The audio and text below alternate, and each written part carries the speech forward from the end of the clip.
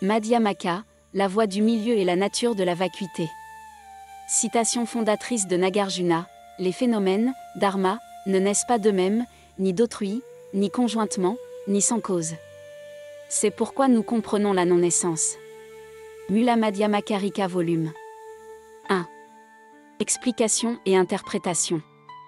Ce passage du traité de la voie du milieu, Mula Madhyamakarika, expose une vision radicale de la nature de la vacuité, sunyata, mais aussi une dimension ontologique subtile, la nature de la réalité non-duelle. Voici les clés de sa compréhension. 1. La vacuité comme dépassement des extrêmes. Ni autogénération, ni dépendance externe, les phénomènes ne naissent ni par eux-mêmes, thèse de l'éternalisme, ni par une cause extérieure, thèse du créationnisme. Ils ne sont pas non plus le fruit d'une combinaison de causes, thèse du pluralisme, ou d'un hasard, thèse du nihilisme. Conséquence, cette analyse correspond à la réalité de la non-naissance, Ajativada, un concept central du Madhyamaka. Les phénomènes n'ont pas d'existence intrinsèque, mais ne sombrent pas pour autant dans le néant. 2. La nature de la vacuité, un paradoxe fécond.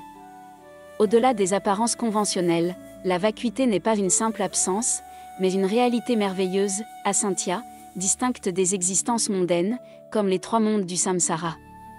Fonction transformative, cette vacuité, en tant que dharma suprême, est le principe qui engendre et soutient tous les phénomènes. Elle permet leur apparition et leur cessation conditionnée, tout en restant elle-même inconditionnée, nirva. Exemple, comme un miroir reflète les images sans être altéré par elles, la vacuité, manifestée, permet aux phénomènes de se déployer sans s'identifier à eux. 3. La nature de la réalité non-duelle.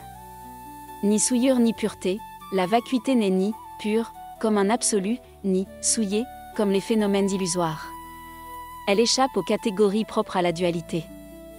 Ni croissance ni décroissance, elle est immuable, mais pas statique, elle est la dynamique même qui permet aux phénomènes de surgir et de disparaître. Équilibre parfait, cette nature évite les deux écueils. L'éternalisme, croire en une existence permanente des phénomènes. Le nihilisme, nier toute réalité au nom de la vacuité. Le maître Sun Cheng Te souligne ici une dimension souvent méconnue du Madhyamaka. La vacuité n'est pas une simple négation, comme dans certaines lectures minimalistes, mais une réalité positive qui fonde et anime les phénomènes. Elle est à la fois absolue, inconditionnée, comme le nirvana. Relative, elle permet la génération des apparences conditionnées. Cette vision rejoint des concepts comme la luminosité naturelle, Prabhasvara, ou la base de tout, Aleya.